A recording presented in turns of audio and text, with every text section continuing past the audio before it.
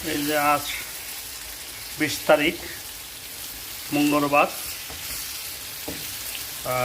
শিং মাছ দিয়া টমেটো দিয়া বুনা রান্না করতেছি। আমি বিশেষ করে বুনাই পছন্দ করি, বুনা খাই পেঁয়াজ দিয়া টমেটো দিয়া। আর শিং মাছ, যে শিং দিয়া বুনা করতেছি। আর এটা হচ্ছে ডাউর, পাত্তা ডাউর। আর এটা হচ্ছে গরুর মাংস দিয়া খিচুড়ি।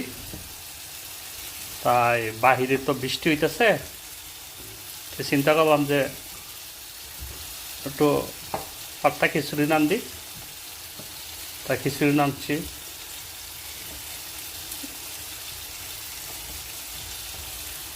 আর বৃষ্টি হইতেছে তাই খিচুড়ি রান্নাম।